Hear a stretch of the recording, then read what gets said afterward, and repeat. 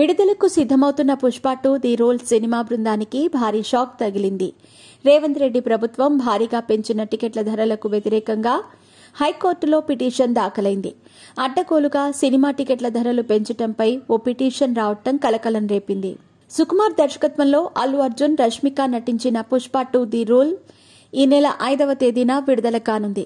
తెలంగాణ ప్రభుత్వం ఈ సినిమాకు భారీగా టికెట్లు పెంచుకునేందుకు అనుమతినిచ్చింది. రేవంత్ రెడ్డి పెంచిన ధరలతో సామాన్యుడు థియేటర్కు వెళ్లి సినిమా చూడలేని పరిస్థితి ఏర్పడింది. మీ పెట్స్ కి గ్రూమింగ్ నుంచి బర్త్డే సెలబ్రేషన్స్ వరకు అన్నింటిలో మంచి ఆఫర్స్ ని మాయా టైల్స్ అండ్ ట్రయల్స్ వారు మీ ముందుకి తీసుకుని వచ్చారు. ఎక్కడో కాదు, మన బాజ్పల్లిలో. Phone number 8985555318.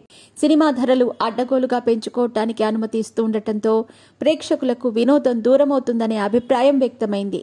ఈ క్రమంలోనే ఒకరు హైకోర్టును ఆశ్రయించినట్టు సమాచారం.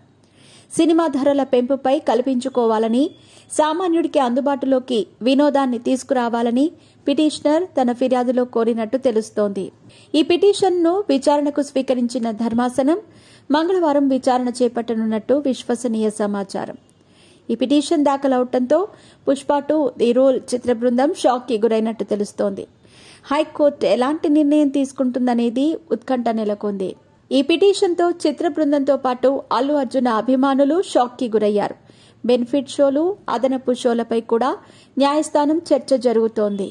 మరి తీర్పు ఎలా వెలువడిస్తుందనేది చూడాలి.